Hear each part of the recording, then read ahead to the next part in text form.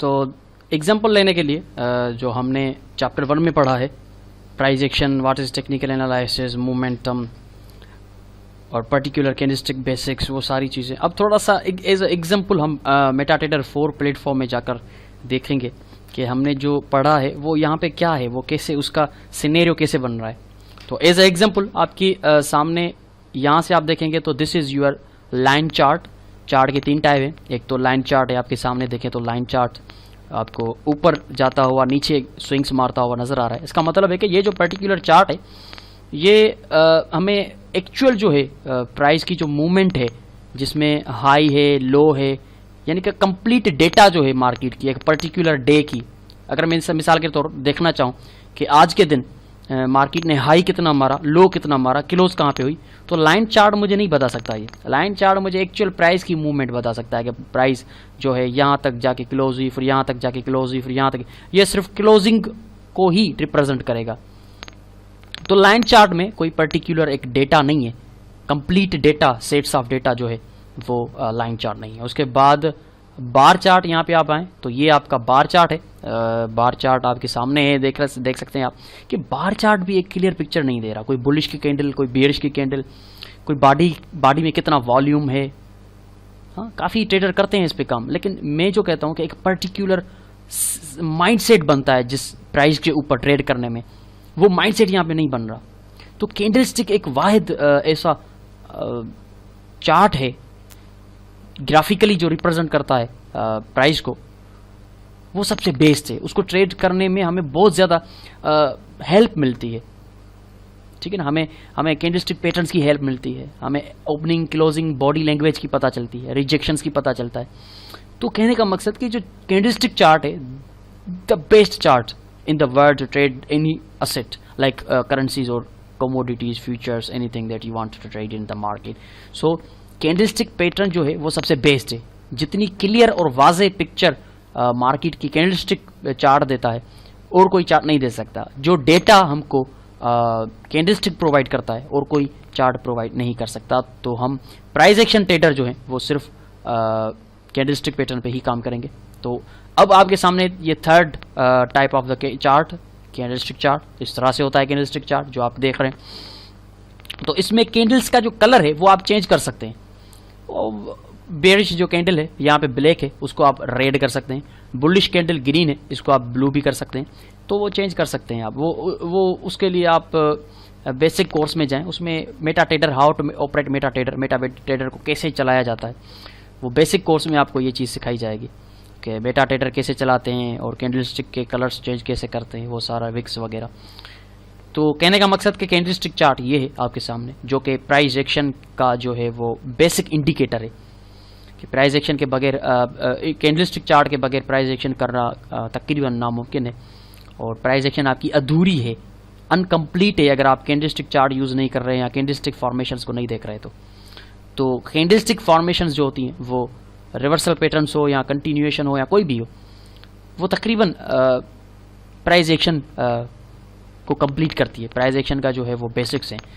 तो we will always select the candlestick chart and we will do price action trading on the candlestick chart, nothing any other chart. उसके अलावा एक particular body की जो हमने देखा था कि एक अपनी बॉडी लैंग्वेज है, उसके लिए मैं आपको दिखाता हूँ। 1 मिनट प्लीज़।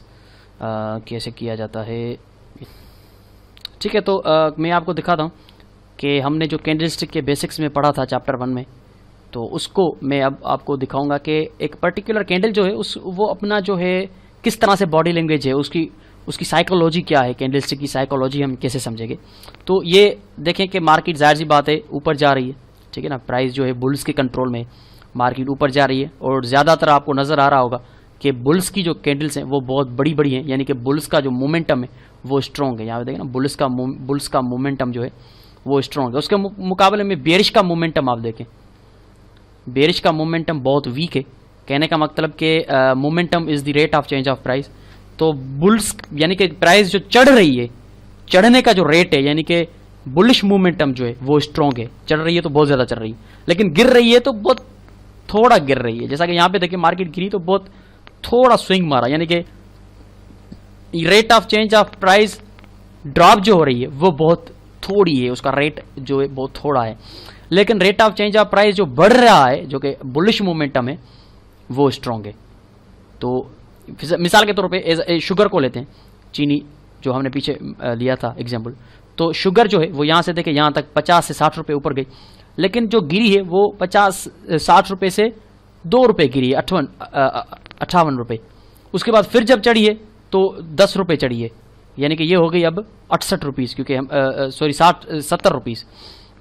उसके बाद फिर 2 रुपये गिरी, लेकिन फिर ऊपर 10 रुपये चढ़ी। तो इसका मतलब है कि गिरना 2 रुपये का है, यहाँ से गिर रही है 2 रुपया, लेकिन चढ़ रही है 10-10 रुपया, यानी कि इसका मतलब है कि बुलिश जो मोमेंटम है वो स्ट्रॉन्ग है और बेरिश मोमेंटम बहुत वीक है, गिर बहुत थोड़ी रही है लेकिन चढ़ बहुत ज़्यादा रही है।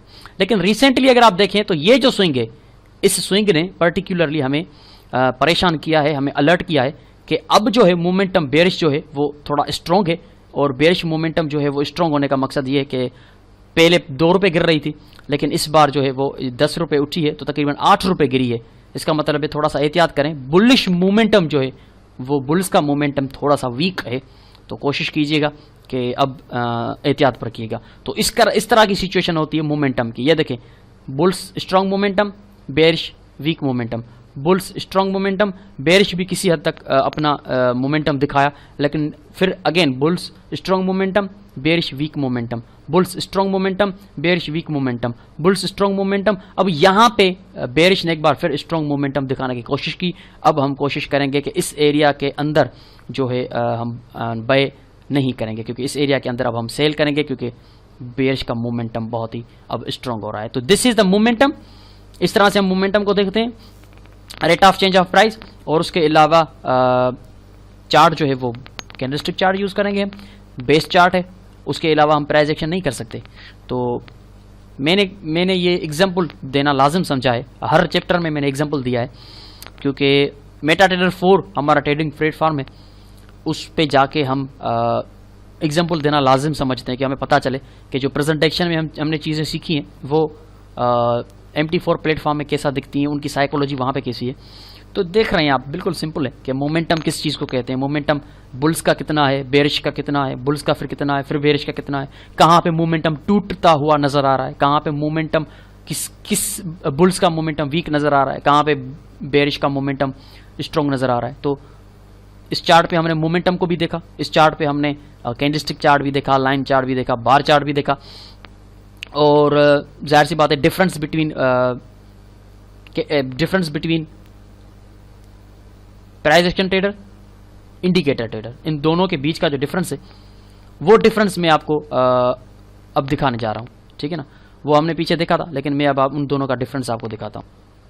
ओके, तो यहाँ पे देखें कि ये जो चार्ट आपकी स्क्रीन के सामने है, ये एक इंडिकेटर ट्रेडर का चार्ट है। वो प्राइस को नहीं देखता, प्राइस से उसका कोई लेना देना नहीं है, तो वो सिर्फ देखेगा इन इंडिकेटर्स को। इचुकुमो लगा हुआ है, फ्रैक्टल्स लगे हुए हैं, पैराबोलिक सार लगी हुई है, मूविंग एवरेजेस लगी हुई हैं, RSI लगी हुई है, स्टोचस्टिक लगी हुई है, उसके अलावा ATR लगा हुआ है। वो देखेगा RSI अवर बॉट है, स्टोचस्टिक अवर बॉट है, ATR क्या कह रहा है, इचुकुमो क्या कह रहा है, फ्रैक्टल्स कहाँ पे बन रहे हैं। तो वो उसका टारगेट जो होगा वो सारा इंडिकेटर्स पे होगा कि फ्रैक्टल क्या कह रहा है, कहाँ पे फ्रैक्टल बना, पैराबोलिक सार ऊपर से बनी नीचे से बनी, RSI क्या कर रही है, प्राइस क्या कर रही है, उससे उसका कोई लेना देना नहीं है। वो सिर्फ देख रहा है इंडिकेटर्स को, प्राइस क्या कह रही है उसके तरफ उसका ध्यान ही नहीं जा रहा, ठीक है ना। प्राइस क्या कह रही है उसकी तरफ उसका ध्यान ही नहीं जा रहा, लेकिन बिल्कुल उसके बरक्स उसके सामने एक और ट्रेडर बैठा हुआ है जो सिर्फ और सिर्फ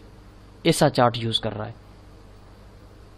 ठीक है ना, जो सिर्फ और सिर्फ ऐसा चार्ट यूज कर रहा है। ये देखें, सिर्फ और सिर्फ इस तरह का चार्ट वो यूज कर रहा है। वो सिर्फ प्राइस एक्शन पे काम कर रहा है, उसको किसी चीज से कोई लेना देना नहीं है। वो इसको ये टेक्निकल एनालिसिस अब मैंने शुरू कर दिया, इसको टेक्निकल एनालिसिस कहते हैं। अब वो सिंपली इस चीज को देख रहा है, उसने इस तरह से एनालाइज किया है, या ज्यादा से ज्यादा वो यहाँ से फिबो ड्रॉप करेगा। अब ये मार्केट नीचे आएगी 61 के लेवल पे, वो कहेगा कि मैं बाय करूंगा यहाँ, ऐसा कुछ। तो वो इस चार्ट को देख रहा है। अब ये प्राइस एक्शन का चार्ट इस तरह से आपको नजर आएगा साफ सुथरा।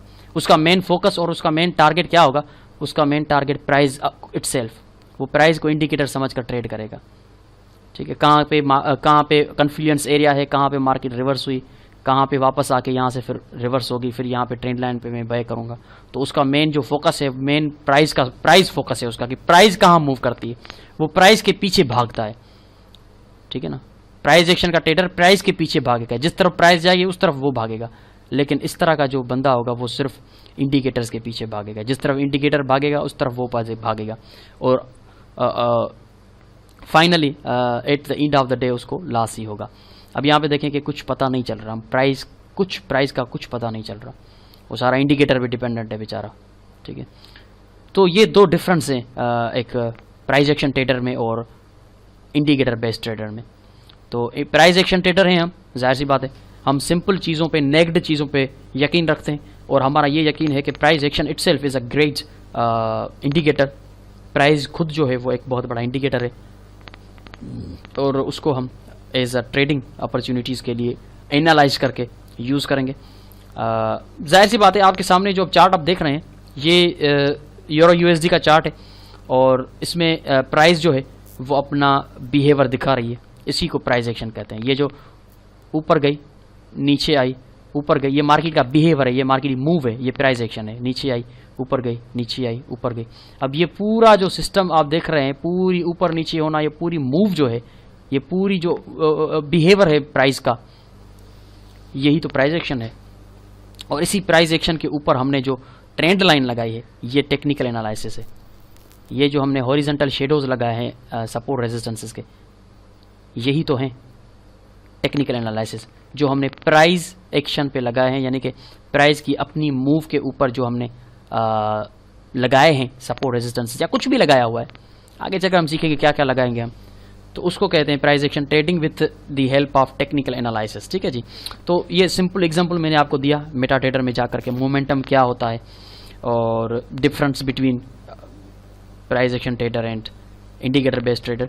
तो इसको थोड़ा सा ध्यान से आप भी चार्ट खोल के देखिएगा, मोमेंटम को रीड कीजिएगा, एक पर्टिकुलर जो कैंडल का बिहेवियर है, यानी कि ये जो कैंडल है जो हमने पढ़ा था बेसिक्स ऑफ कैंडल में, ये जो कैंडल है ये बहुत ही स्ट्रॉन्ग बॉडी की कैंडल है, यानी कि इसमें जो बुल्स का वॉल्यूम है वो बहुत ज़्यादा आ चुका है, यानी कि क्लोज हुई है ये कैंडल।